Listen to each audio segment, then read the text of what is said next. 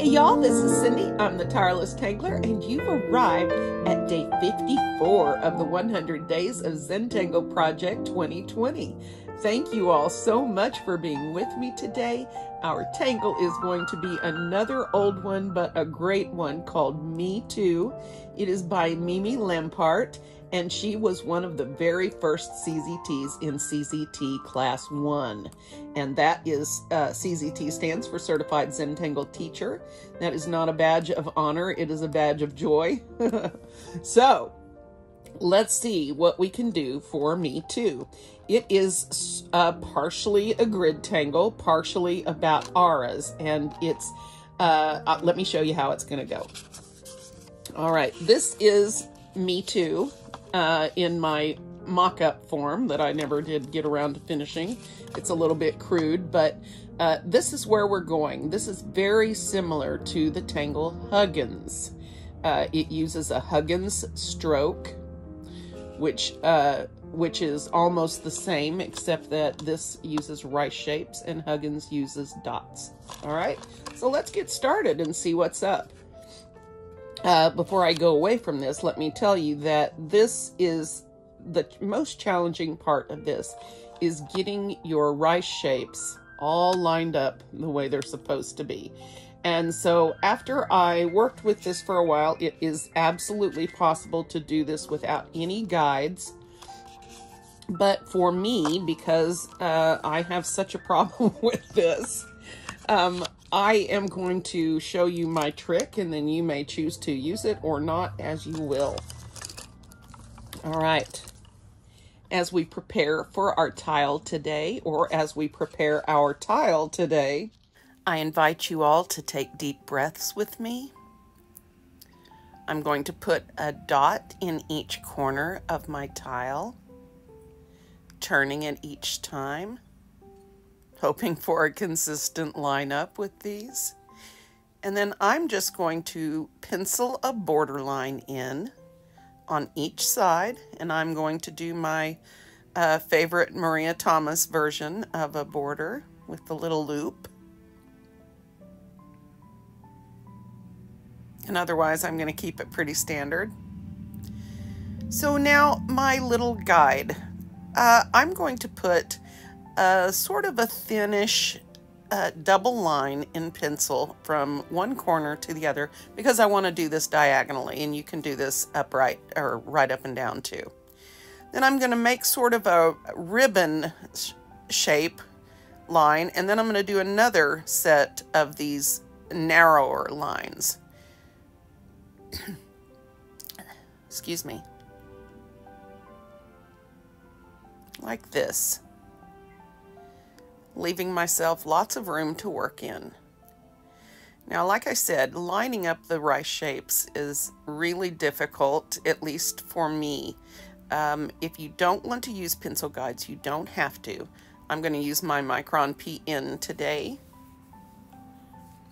And this starts by adding little rice-shaped, little apple seed shapes.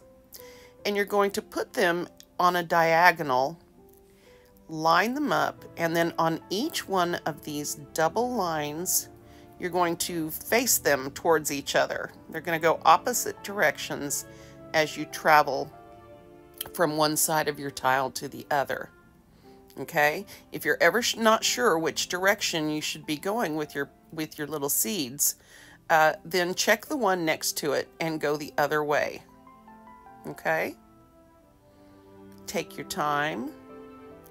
Try not to get stressed out by this. Like I said, setting this up is really the most difficult part of this.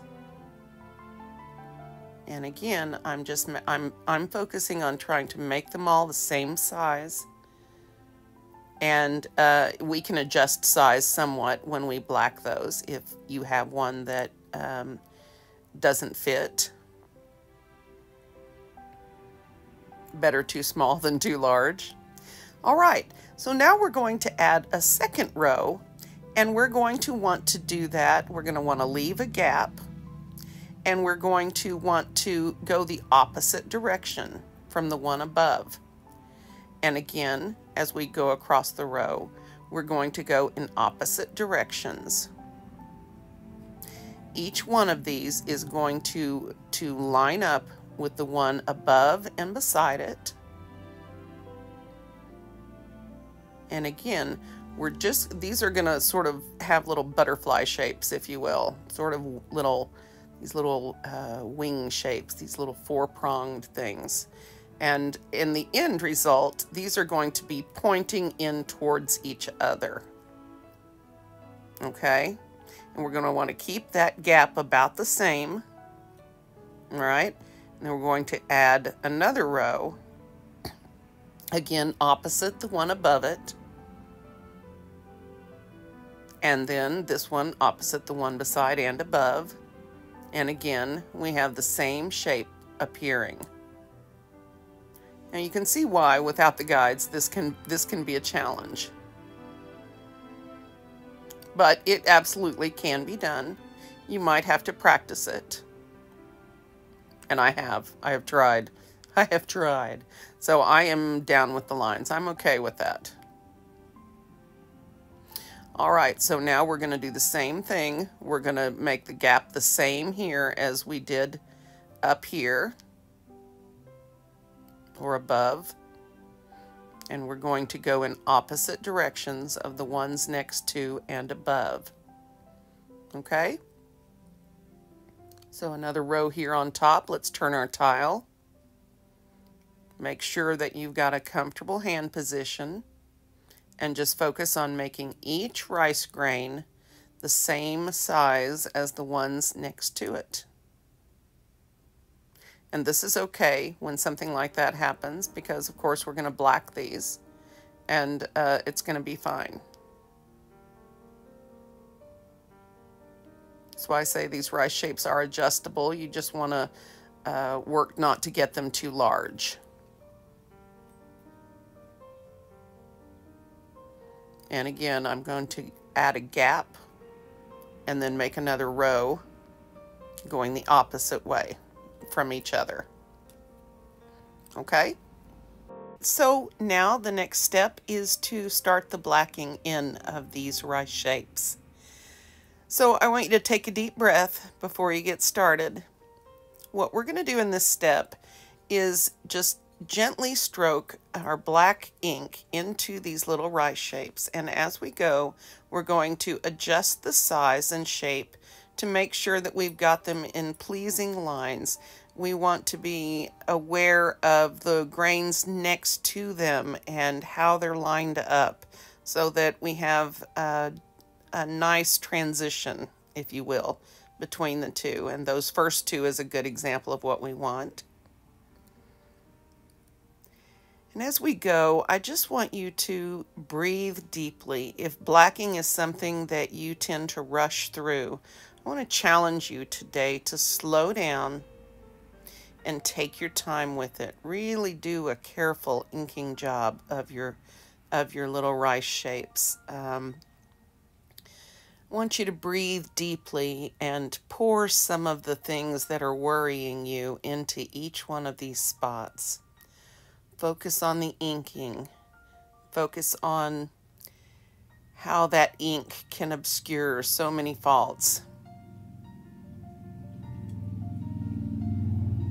The broken become whole again, if you will. Focus on how beautiful you can make each one of these little grains of rice. How similar you can make it to the ones around it.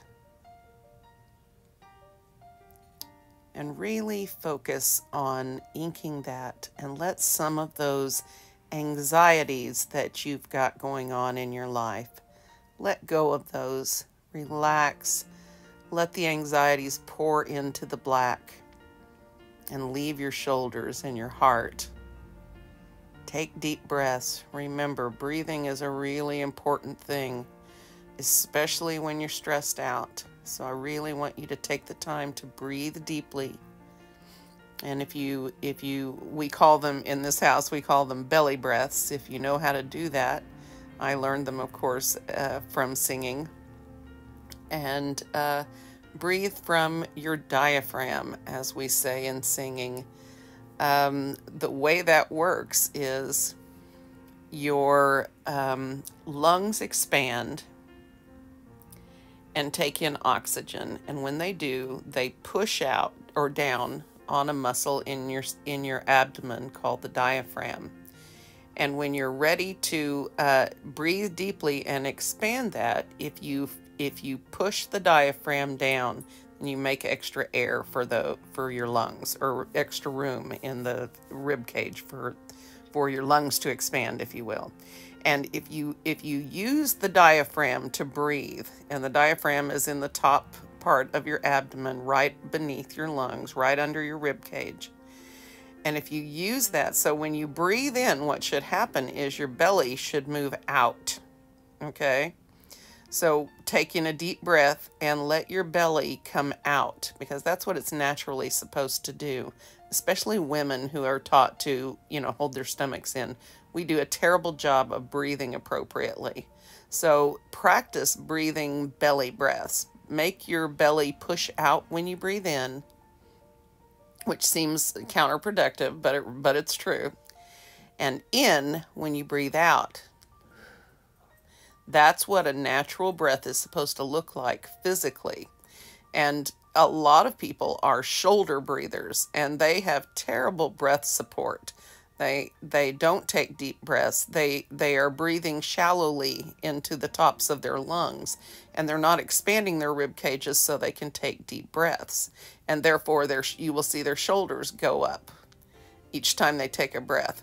This is not a good way to breathe. It increases tension in your neck and shoulders. So you want to always make sure that when you breathe, you are relaxing your shoulders. Make that a part of your relaxation focus, is breathing and relaxing your shoulders at the same time. I have so much pain in my neck and shoulders that I am constantly wearing them around my ears. And I have to focus constantly to stay relaxed, but it really helps if I can. So that's why I remind you guys, because I know how pivotal that is for me. So remember to take deep breaths, focus on each grain of rice. Try to focus on making it the same as the one next to it, and that's all I want you to focus on. Let the rest just go. Whatever it is that we're worried about it, we can't change it right now, or you wouldn't be watching this video right now. I can't change the things in my life that are upsetting me. And I need to take deep breaths and relax and remember that this too shall pass. Even though this is a long ordeal, this is going to pass, okay? And we are going to get through this together. I said it, didn't I? No, we're in this together. Okay, I'll stop.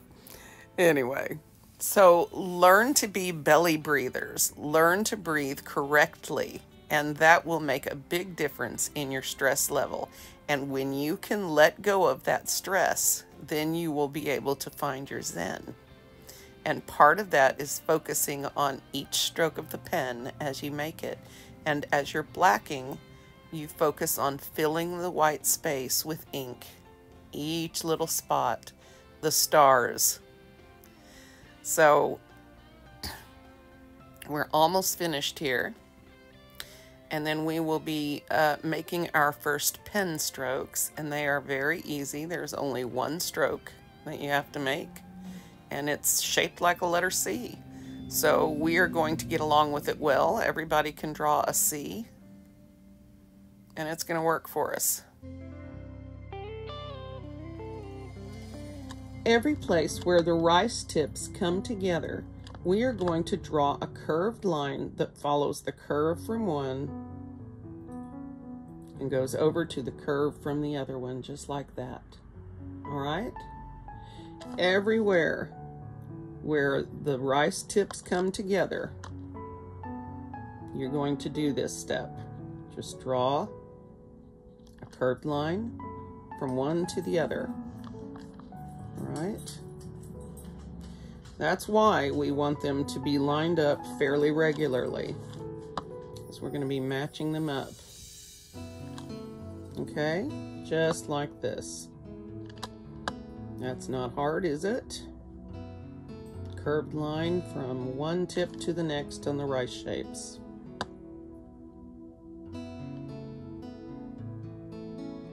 Preferably matches the curve of the rice. All right, let's finish up this direction, and we'll turn our tile, and we'll go back the other way.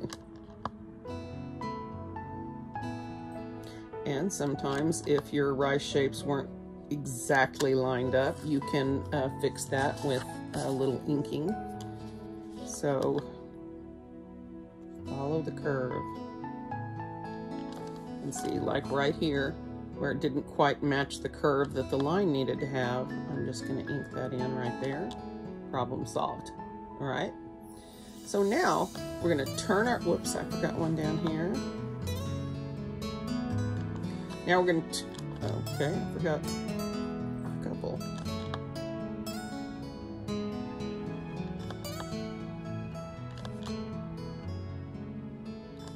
Okay. Now we're going to turn our tile 180 degrees, and we're going to do the same thing, going the other direction. Or actually, it'll be the same direction since we turned our tile, which is what you want. Okay, so where'd they all go? Okay, here we are. All right, points together. Anywhere the points come together, that's where you're going to draw your curved line. Okay. I'm not quite getting them all perfectly, but we're not looking for perfection, or at least we're not supposed to be looking for perfection. Let's see, where else? We're supposed to be looking for Zen and a pleasing outcome. Everywhere the points come together, draw that curved line, following the curve from one rice shape to the other. They don't match up exactly right. Remember, you do what I call fixing it in post-production, which is basically just making an adjustment. Okay, let's see what else we've got here.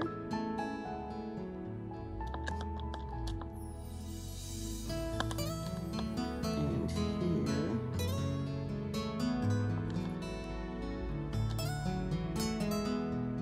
And if you don't have two together, you can just something like that. Okay? So this is the basic pattern. We've accomplished it, and isn't that a cool look, right? Oh, I forgot this one over here. And you may pick up some spots that you missed. It's okay. You'll catch them. You'll catch them as you go. Just tidy things up a little bit.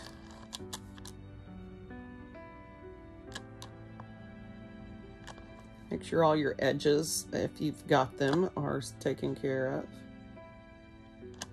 There, I think this looks pretty good. Okay. Now, I'm going to switch from my Micron PN to a 01. And because we're going to be aura-ing, and inside here, and we've got some tight spaces, and so I think a smaller nib might be helpful on this. And we've done most of the hard work here, okay? So what we're gonna do now is aura the lines.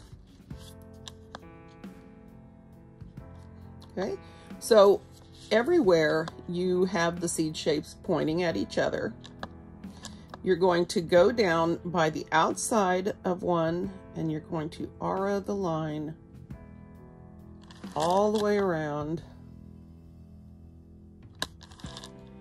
to the other side, just like this, okay?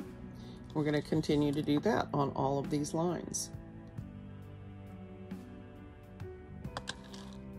All right.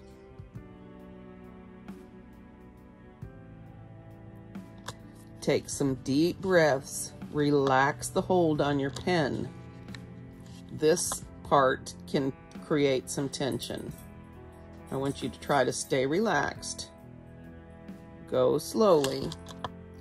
Make some nice, neat R lines.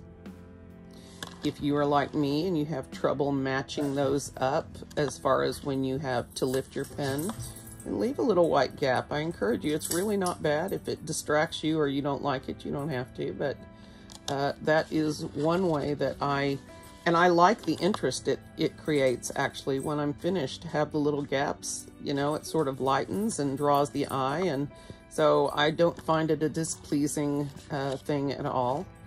I think I got turned around here, but it doesn't matter. So where was I going? Oh yeah, let's do them all this way first, and then we'll come back and do the others. Sorry about that. I don't mean to confuse anyone.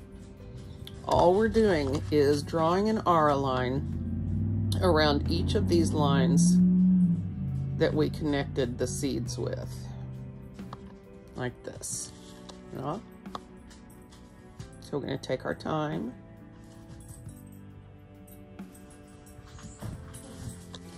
Keep your hand relaxed and your grip on your pen relaxed.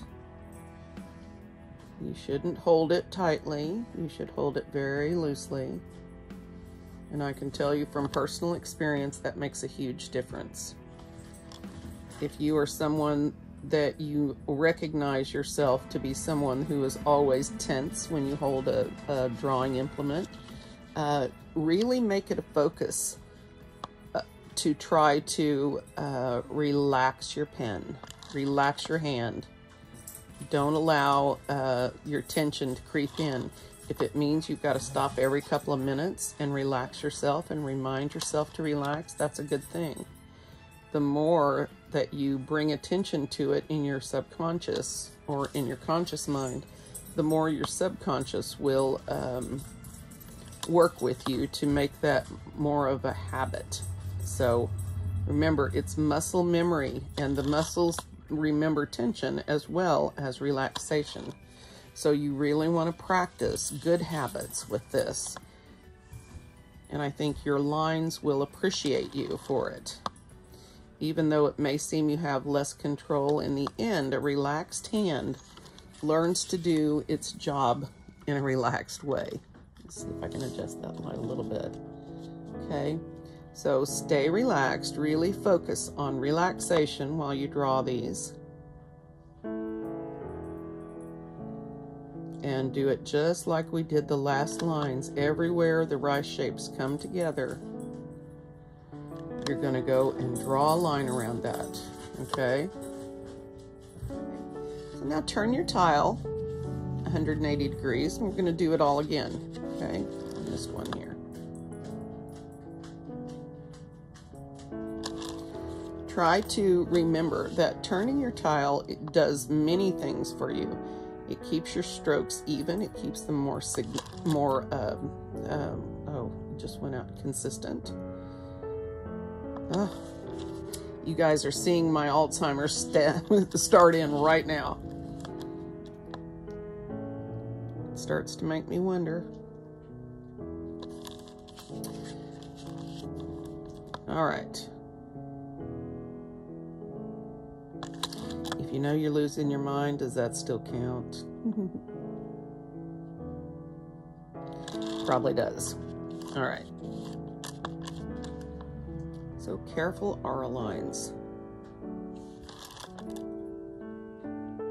If they happen to touch in the middle of these, that's all right, okay?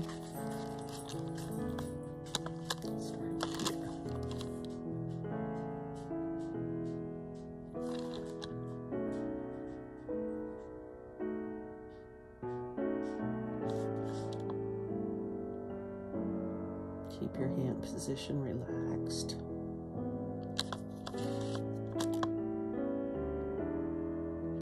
If this loop in here confuses you, please don't put one in yours.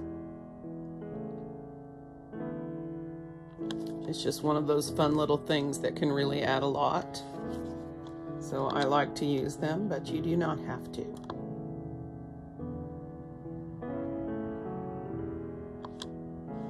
Okay. And you will see that when the little rice shapes don't come down here, that makes a difference in how the lines flow.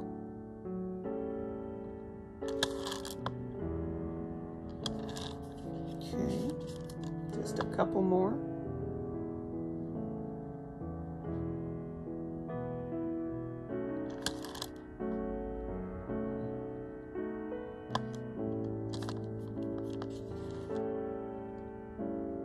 Something here.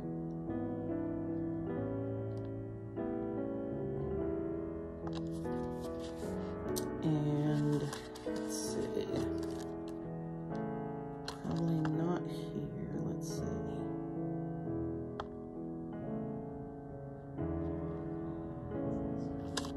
Okay.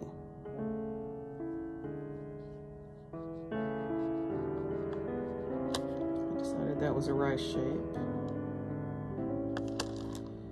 All right. That looks pretty good. Okay. I think I've got all of the spots now. Oh, just like that. I said something and it wasn't true. That. And if you forget some, you can always go back in and add those later. Whoops. Shouldn't have done that. All right. Now, all we have to do is keep auraing in exactly the same way. Okay, and when we come to the end of our ability to add more auras, we'll be done. Now you don't have to take it all the way. Where's my example? Here. Here's where we're at. Okay, we're going to continue to aura these until this gets too narrow to accept any more full auras.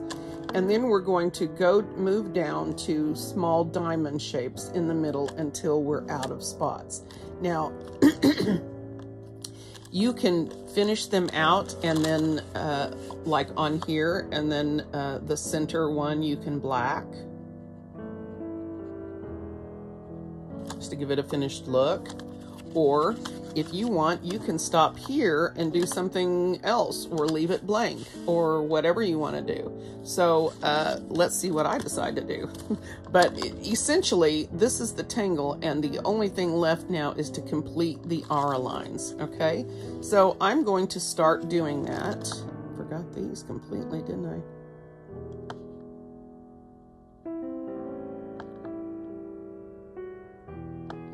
This is already out of room, so I'm just going to continue to add these in.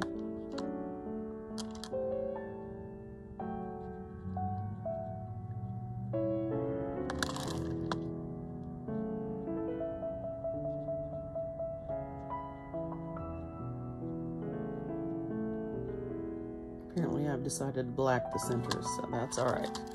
Okay. All right, so let's go again. Just the same size aura lines as we have here. You want to make them consistent. Okay.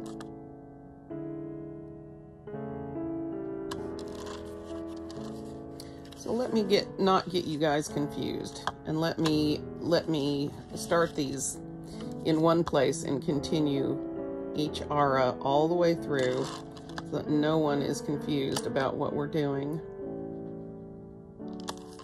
Okay, so I'm just going to go through and add a second aura in all the same places where I put the first ones. If you come to the place in the middle where your lines are touching, don't freak out about it. It is fine. Okay. All right. I think I've got that row on one side, so let's move down here.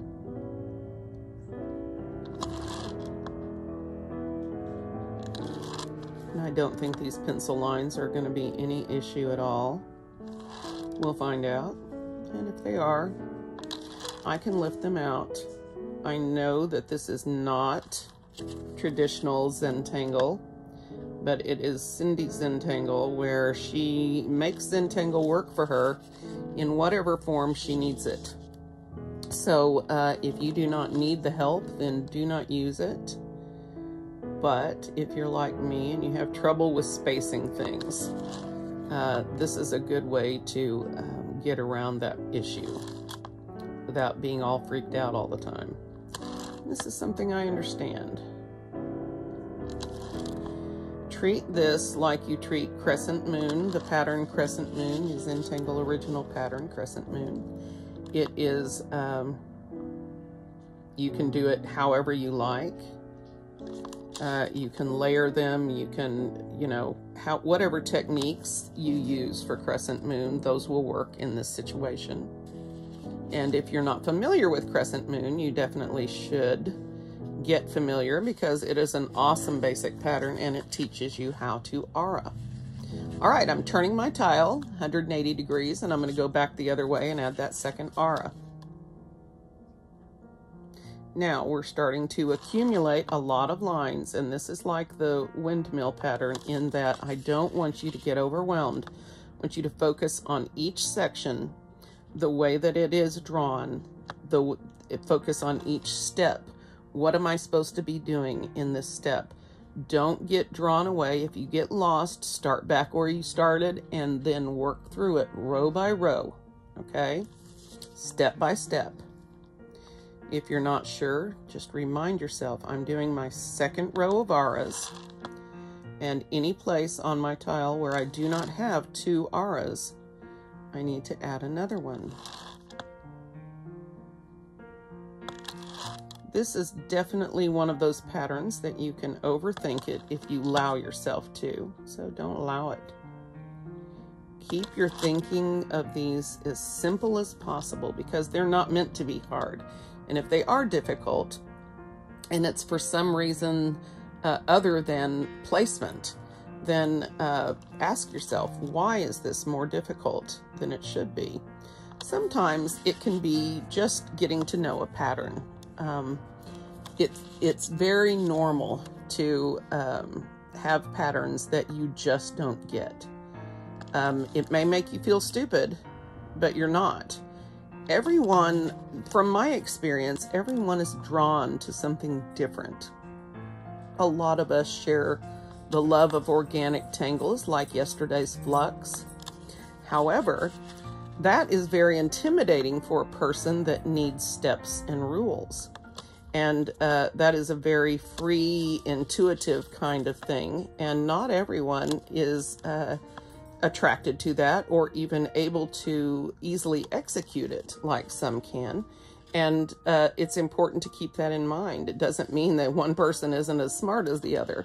It just means that you have an aptitude for one type over another, and that is absolutely normal. Absolutely normal. I have a very strong draw towards organic patterns.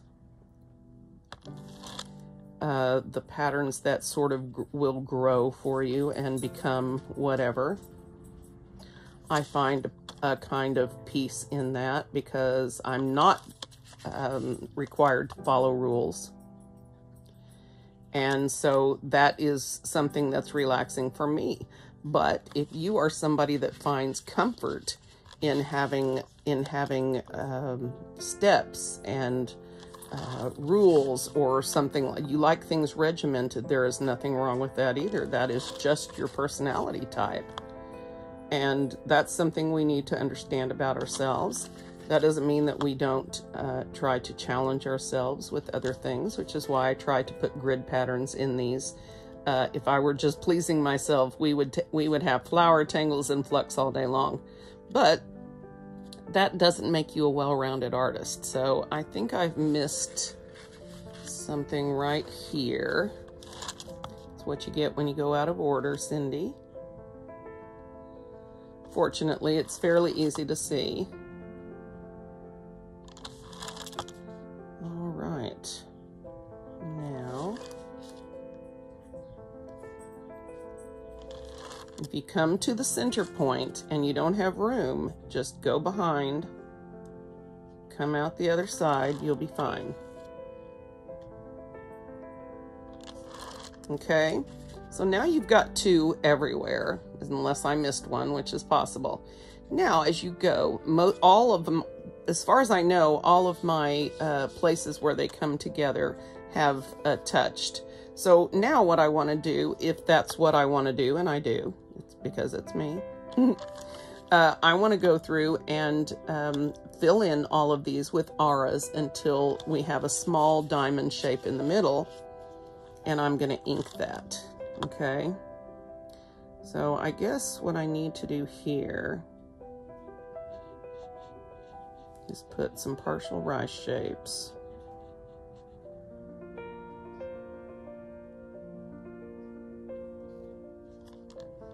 And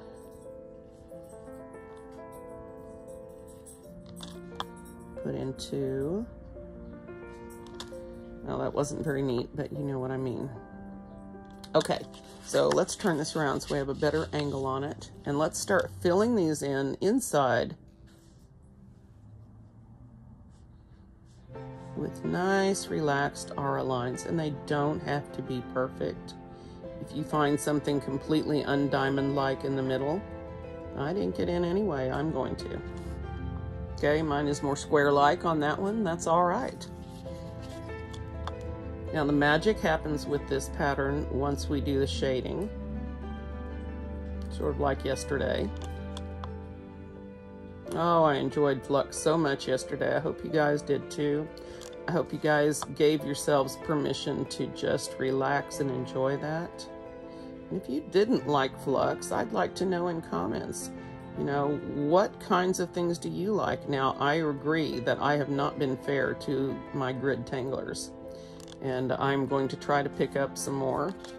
I consider this a grid tangle. Don't ask me what grid. I made up my own this time, didn't I? That's okay. Good stuff happens when you allow yourself the freedom to do things differently. Okay, so this is what I've got, and you can see that the center in these two is not like this, but that's okay. It's still going to look very cool when we get it shaded. All right.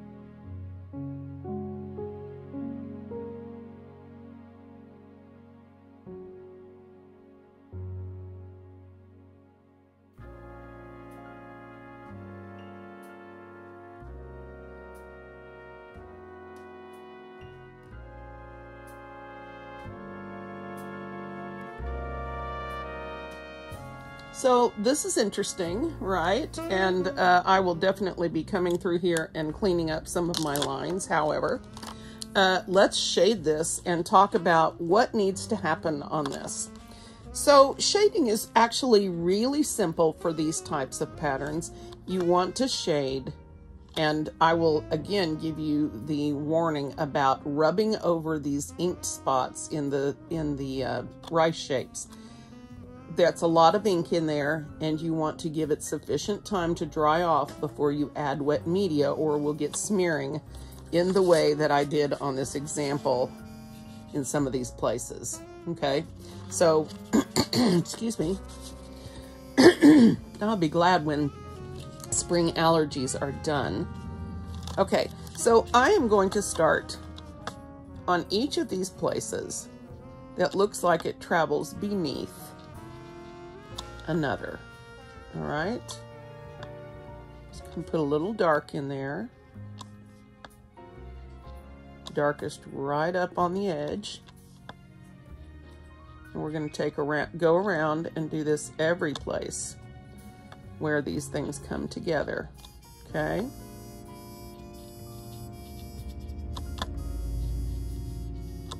now you don't want to put too much color here. If you're using a pencil, that's more easily controlled than what I'm doing. But I do like the really dark shading blend that I can get with this, so I'm going to continue to use it. And we'll just go through here, rub a little bit here on each side of these little bridge-like things that connect one section to the other. Okay, and we can always add more in if we don't get enough. Remember, this can't be taken out. All right.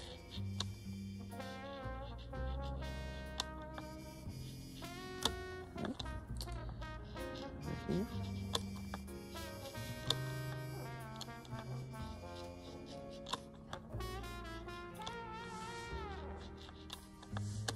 This enhances the woven quality. It increases the likelihood that the eye will see this as going behind, and that's a very powerful tool in tangling, that sense of behind.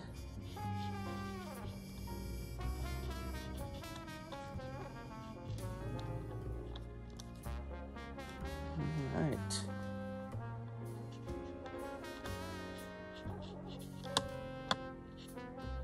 Okay. Did I miss any spots? That is the question. Right here. And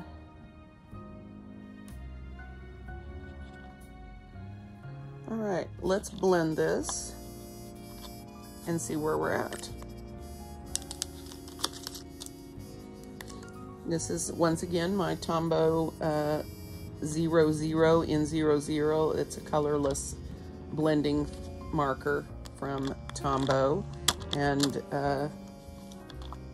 no pigment, but just enough wet to sort of blend what you have put down. This works with any water-based media for shading. Pens, you know, whatever you've got. If it's water-based, it'll work. It'll also work with gel pens. If you aren't aware, gel pens are also water-based, and if you want, you can blend those with one of these as well. I did not know that for a long time, although it makes sense. Uh-oh. Okay. We'll leave that there.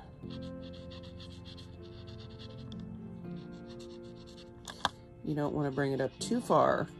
You want to leave your middle open.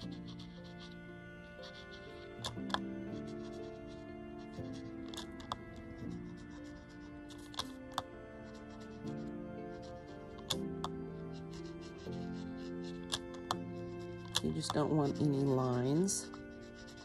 You just want to smooth all of that out.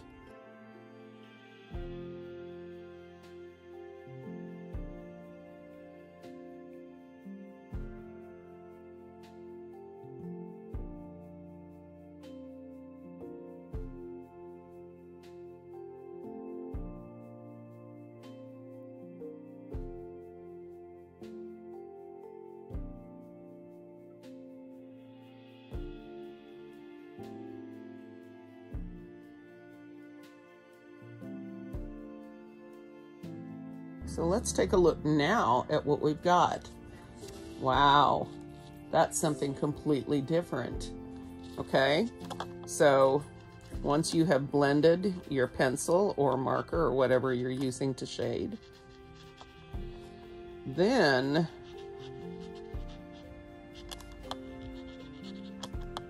we're going to get our white charcoal pencil out.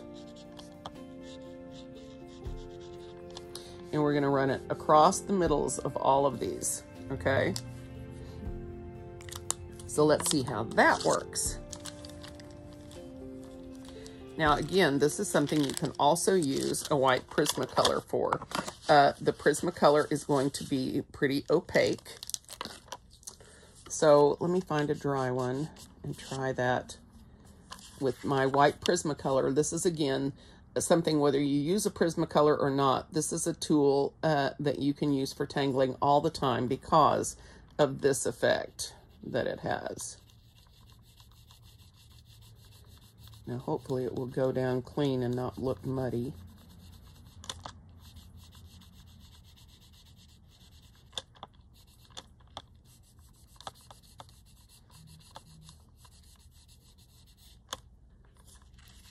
So that will brighten it a lot. I haven't used a whole lot of this.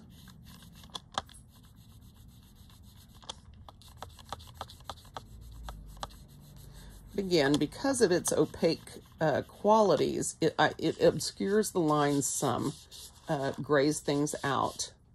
And so it's not always my very favorite thing, although the charcoal pencil does the same thing. So I'm going to use that here. That is an easier thing to blend with your marker shading or even your graphite shading, because you can put them together and just go over it with a tortillon and have a nice blend. Let's see.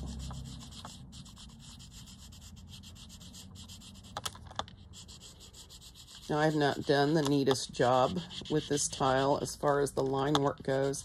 Like I said, I think something about the light and my glasses together is causing me to see this sort of double thing, and it's been very, very weird. So we'll see how it turns out. I'm not going to make an assessment of it until I'm completely finished with this part, and then I have no doubt that I will go back in with my black Verithin, deepen the shadows, especially in these little spaces where you can see some white at the base. I'm going to take it in and deepen those.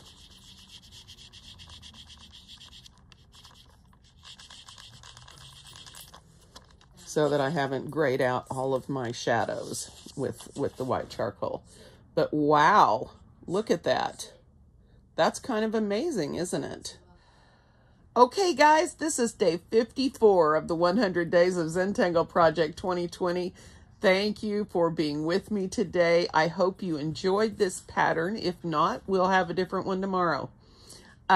Much love to you guys. Hang in there. Keep your chins up. Stay positive, and I'll see you tomorrow.